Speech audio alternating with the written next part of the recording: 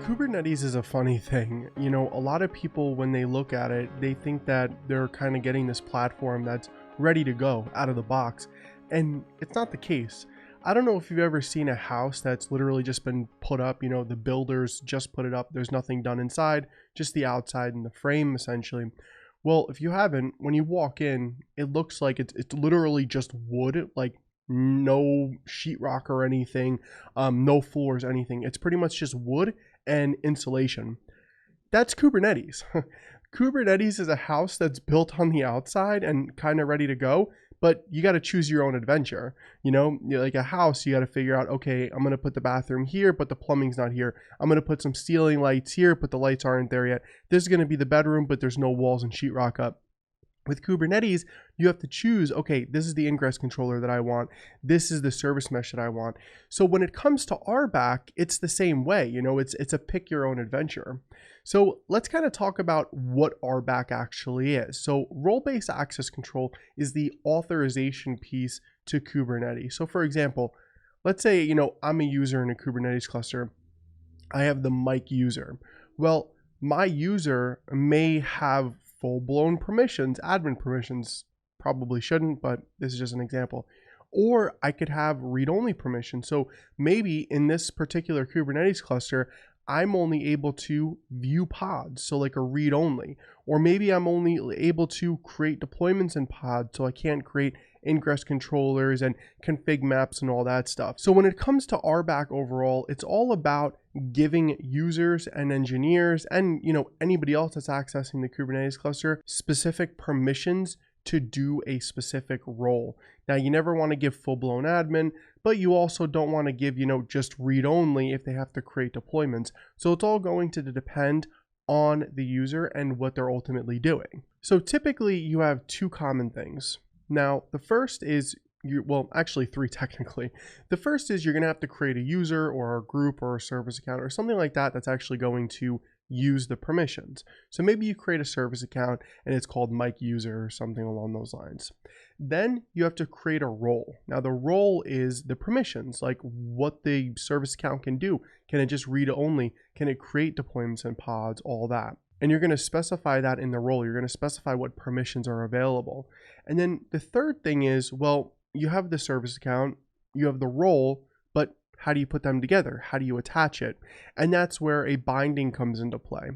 So you have a role, which is namespace scoped, a cluster role, which is cluster wide. You can attach the role to any namespace or any resource.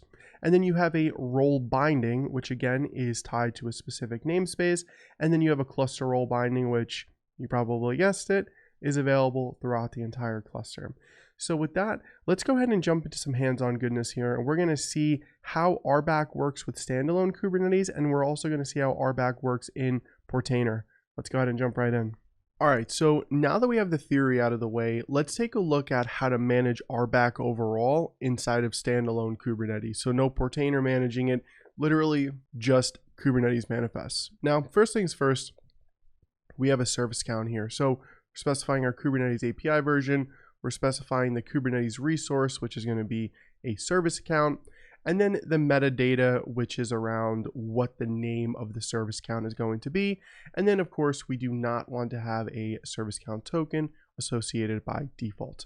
So let's go ahead and copy this and we're going to run it. Now, I do just want to showcase here really quick.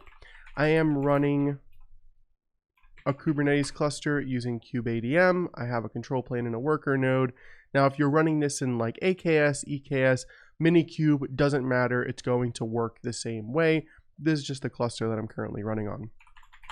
So I'm going to go ahead and I'm going to run this configuration to create the service account. And if we run kubectl get service, or actually get SA, we can see here that we have the mic service account. Now let's flip over to the cluster role. So what are we doing here? Well, we're specifying the RBAC API. We're specifying the cluster role resource. And then we're giving our cluster role a name, which is going to be called pod reader.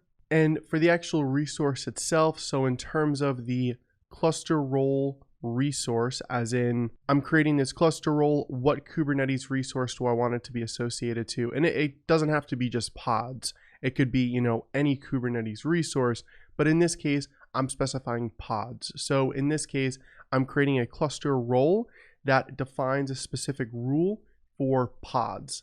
Now I could have multiple cluster roles for pods, and then whoever I associate, or whatever I associate, maybe a service account, for example, that I associate the cluster role with, will get these specific rules or permissions.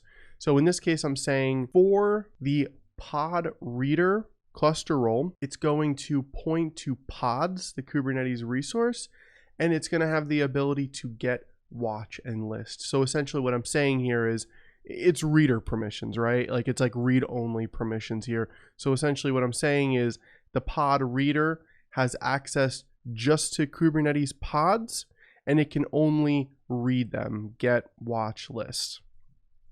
All right, so let's go ahead and copy that, and we're gonna run this configuration. We can see it's created. If I just run kubectl get cluster role, open this up a little bit, scroll up, we can see our pod reader is right here and when it was created and all that good stuff. All right, so now let's clear our screen. And then we need a way to, of course, associate this role or the cluster role with the service account that we created. So what I'm going to do for that is I'm going to again specify the RBAC API. I'm going to specify the cluster role binding resource. I'm going to give it a name called read pod global. And then under subjects, I'm going to specify what it is. So the kind is going to be service account. It could also be a user or a group, but in this case, we created a service account, so it's going to be service account. We're going to specify the mic service account because again, that's what we created right here. And then I'm going to specify a role reference. Now in this case, the role reference is going to be pod reader because that's the name of our role right here. And then we're going to specify what API group it is in. So let's go ahead and run this. First, let's just do our kubectl create -f. And do our end of file here, end of file here. And then let's go ahead and run this. Oop, we're gonna have to specify a namespace. So we'll specify default. Let's try that again. All right, and as we can see, that was created. So if I run kubectl get cluster role binding, and if I scroll up here a little bit all the way to probably the top, we can see read pod global. Let's go ahead and clear our screen. Now here's the thing that maybe didn't seem like too big of a deal. You got 3 Kubernetes manifests, you run them, you're good to go. But here's the problem. What if you have to do this for more than one Kubernetes cluster? What if you have to do this for more than one service account? What if you have to do this for more than one user or group? It can get pretty cumbersome, right? Like just doing this took maybe, 5 minutes or so, and we were explaining and all that. So cut it down to 2.5 minutes to get all of it created, check that it was created, all that good stuff. But what if you have to do that for 100 users, 100 groups, 100 service accounts, 50 clusters? It gets pretty cumbersome because remember, I'm specifying this role right here for the cluster that I'm on. That doesn't include all the other clusters that I have. So let's take a look at how we can make this a little bit easier with Portainer. All right, so I'm at my Portainer environment here. I'm running this locally on Docker, and as you can see, I have a Kubernetes cluster called kubeadm Cilium. So that's connected via the agent to my Portainer environment. So now what I'm going to do is I'm going to click on Manage Access. Now once I click on Manage Access, I have the ability to create user access. Now don't worry, we are going to have some content coming up on managing users with standalone Kubernetes versus Portainer, so that is coming. However, in this case, we're not going to talk about user management, we're going to talk about RBAC. So under the select users, I can click on mic user. Now at this point, I can click on what type of role that I want it to have. So for example, maybe read only, just like we did with our standalone Kubernetes RBAC manifest. And then I can click on create access. And literally just like that, my user is now associated to my Kubernetes cluster. So as you can see here, obviously way easier to do this in Portainer than it is with a bunch of Kubernetes manifests across a bunch of different clusters. Now, even from a cluster management perspective, right? Like, let's say that we have multiple Kubernetes clusters here. It's relatively simple. Like, if we had a second Kubernetes cluster here, again, I would just have to go to manage access, pick the user, pick the role, add it, and that's it. So it's extremely and incredibly straightforward in Portainer versus managing it in standalone Kubernetes.